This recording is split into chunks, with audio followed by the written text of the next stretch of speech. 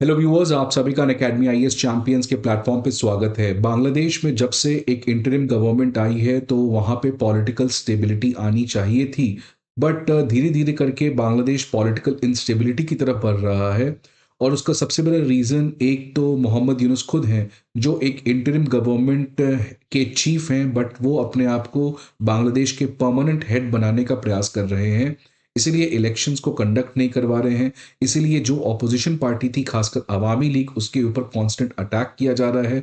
Now it is up to the Bangladeshis to think that Mohammad Yunus right choice है कि नहीं है। लेकिन बांग्लादेश में एक बहुत बड़ा क्राइसिस इस समय आ रहा है, वो है फूड क्राइसिस। ऑलरेडी बांग्लादेश में इस साल बहुत बड़ा फ्लड आया था, जिसकी वजह से उनके लिए फूड क्राइसिस एक इमर्जिंग थ्रेट बन रहा था।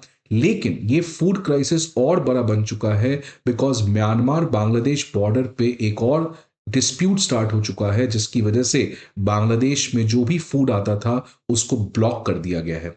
तो आखिरकार ये बांग्लादेश का फूड क्राइसिस है क्या? कैसे बांग्लादेश में ये फूड क्राइसिस आया? क्यों मोहम्मद यूनुस पहली बार, जब से वो इंटरिम गवर्नमेंट बने हैं, तब से उन्होंने पहली बार अभी तक डायरेक्टली भारत से मदद मांगा है, और भारत ने वापस से दिल खोल के, जैसे वो बाकी पड़ोसी देशों की मदद करता है मुसीबतों के समय, again India has stood for its neighbour under the neighbour first foreign policy. तो क्या आने वाले समय में मोहम्मद यूनुस इस भारत के द्वारा किए गए मदद को चुकाएंगे, या वो अपने इसी रेटोरिक को कंटिन्यू करेंगे? इसके बारे में हम लोग बात करेंगे इस सेशन के लास्ट में, तो आप जरूर बने रहें। बट पहले हुआ क्या है, देखिए कि बांग्लादेश में ऑलरेडी एक फूड क्राइसिस चल रहा था। लेकिन रिसेंटली क्या हुआ है लास्ट वीक आपका, कि बांग्लादेश और म्यांमार के जो बॉर्डर है वहां पे कुछ डिस्प्यूट स्टार्ट हो गया है। आपको पता है म्यांमार में ऑलरेडी पॉलिटिकल इंस्टेबिलिटी है। वहां पे इस समय जनता की रूल है, मिलिट्री रूल है। लेकिन मिलिट्री रूल के अगेंस्ट म्यांमार के बहुत सारे एथनिक आर्म्ड ऑर्गेनाइजेशंस आज मिलिट्री रूल को खत्म करने का प्रयास कर रहे हैं। और उस एथनिक आर्म्ड ग्रुप में सबसे बड़ी ग्रुप जो इस समय है वो है Arakan army. Arakan army constantly Myanmar के मिलिट्री के अगेंस्ट पुशबैक कर रही है। लेकिन एक और प्रॉब्लम खड़ा हो गया है, वो है रोहिंग्यास को लेके। अब बांग्लादेश म्यांमार के बीच में बहुत सारे रोहिंग्यास रहते हैं, और उन रोहिंग्यास के द्वारा अराकन आर्मी के ऊपर अटैक किया जा रहा था। और अराकन आर्मी ने कहा है कि इसमें बांग्लादेश जो है वो रोहिंग्या मुस्लिम्स को सपोर्ट कर रहा है। तो इसीलिए अराकन आर्मी ने बांग्लादेश के बॉर्डर को ही ब्लॉक कर दिया, सो दैट जितने भी क्रिटिकल फूड सप्लाई म्यांमार से आते थे बांग्लादेश में, उन सभी के ऊपर रोक लगाया गया है। इस समय बांग्लादेश अपने लिए, अपने फूड रिक्वायरमेंट्स के लिए, खासकर राइस रिक्वायरमेंट्स के लिए सबसे ज्यादा इंडिया पे डिपेंडेंट है। और दूसरे नंबर में वो सबसे ज्यादा कहीं से राइस मंगाता है तो वो है म्यांमार से। तो ऑलरेडी इंडिया के साथ तो प्रॉब्लम चल ही रहा था, अब म्यांमार ने भी राइस के सप्लाई के ऊपर रोक लगा दिया है, जिसकी वजह से बांग्लादेश में इन्फ्लेशन बहुत तेज रेट से बढ़ना स्टार्ट हो चुका है। अब इसी कॉन्टेक्स्ट में यूनुस ने भारत सरकार से मदद मांगी, और भारत ने देखिए क्या कहा कि हम 2 लाख टन ऑफ राइस को ऑलरेडी एक्सपोर्ट कर चुके हैं। मतलब ये ऑलरेडी एक डेवलपमेंट हो चुका है। इनफैक्ट बांग्लादेश ने भारत से 5 लाख टन की डिमांड की थी। इंडिया ने immediately 2 lakh ton of rice की अवेलेबिलिटी बांग्लादेश में इंश्योर की है। अब देखिए हुआ क्या है, पूरा मसला, ये न्यूज क्या है कि बांग्लादेश के इंटरिम गवर्नमेंट ने भारत से मदद मांगा था राइस को लेके। इंडिया ने इंपोर्ट किया राइस को। 27,000 ton of rice already Chittagong port पे पहुंच चुका है। इसके अलावा आने वाले समय में और राइस की सप्लाई होगी। तो टोटल जो इस समय भारत सरकार सप्लाई करने जा रही है वो है 2 लाख टन। अब बांग्लादेश में प्रॉब्लम क्या है, जैसे मैंने पहले भी बताया कि एक सीवियर फ्लड आया था। उस फ्लड की वजह से एग्रीकल्चर सेक्टर में एक बड़ा डैमेज देखने को मिला है। उसके बाद से ऑलरेडी फूड क्राइसिस बांग्लादेश में बन रहा था, लेकिन जब से ये अराकन आर्मी वाला इशू हुआ है उसके बाद अचानक बहुत तेज रेट से इन्फ्लेशन वहां पे बढ़ना स्टार्ट हो गया है, because of food prices spiking up. अब इसके अलावा बांग्लादेश ये इंटरिम गवर्नमेंट ने भारत से कहा है कि आप और जो बचा हुआ 1 लाख टन है उसको जल्दी से आप हमें इंपोर्ट करें। इसके अलावा 2 लाख टन ऑफ पैरबॉइल्ड राइस, इसको भी हमें आप इंपोर्ट करें। अभी भारत सरकार ने इस पर्टिकुलर चीज के ऊपर कमिटमेंट नहीं दिया है, बट ऑलरेडी जो हमारा अभी इस समय 2 लाख टन का है कमिटमेंट, वो ऑलरेडी हमने उनको कमिट कर दिया है। अब इन सभी चीजों को जियो पॉलिटिकली हम लोग एनालाइज करेंगे। बट आगे बढ़ने के पहले स्टूडेंट्स, आप सभी के लिए इंपॉर्टेंट इंफॉर्मेशन कि हमारे अनअकैडमी आईएएस की तरफ से ऑफलाइन बैचेस करोल बाग, मुखर्जी नगर, पटना, प्रयागराज, इन चारों ऑफलाइन सेंटर्स में हमारे बैचेस स्टार्ट होने जा रहे हैं on 30th of December, also at a very special price of 59,999। Karol Bagh, Mukherjee Nagar, Prayagraj और पटना, इन चारों ऑफलाइन सेंटर में हमारे ऑफलाइन बैचेस चल रहे हैं। आप हमारे डिटेल्स हमारे स्क्रीन पे देख सकते हैं। अनअकैडमी आईएएस जो है वो कॉम्प्रहेंसिव जीएस कोर्स के अलावा सी सैट, ऐसे writing course, comprehensive current affairs, full length test series और ऑप्शनल जैसे कोर्सेज को भी प्रोवाइड करती है। इन सारे इंफॉर्मेशन के लिए आपको हमारे ऑफलाइन ब्रांचेस पे विजिट करना होगा, या नहीं तो आप हमारे ऐप को भी डाउनलोड कर सकते हैं जहां पे आपको ये सारे इंफॉर्मेशन प्रोवाइड किए जाएंगे। अब इस कॉन्टेक्स्ट में भारत सरकार की तरफ से क्या करना है कहना है, तो हमारे जो इस समय हाई कमिश्नर है इंडिया के बांग्लादेश में, मिस्टर प्रणय कुमार वर्मा जी, इन्होंने कहा है कि बांग्लादेश के साथ जो मीडिया में दिखलाया जा रहा है वो अलग है, जो भारत सरकार का बांग्लादेश के इंटरिम गवर्नमेंट के साथ रिलेशन है वो अलग है। हम ये मान रहे हैं कि बांग्लादेश में माइनॉरिटी के अगेंस्ट अटैक पड़ा है। मोहम्मद यूनुस अपने पर्सनल एम्बिशंस के लिए पाकिस्तान के साथ रिलेशन बढ़ाए हैं, बट इसका ये मतलब नहीं है कि भारत सरकार जो है वो बांग्लादेश के इंटरिम गवर्नमेंट के साथ बातचीत नहीं कर रही है। भारत चाहे या ना चाहे बातचीत तो करना पड़ेगा, because the harsh reality is कि आप अपने ज्योग्राफिकल पार्टनर्स को बदल नहीं सकते हो।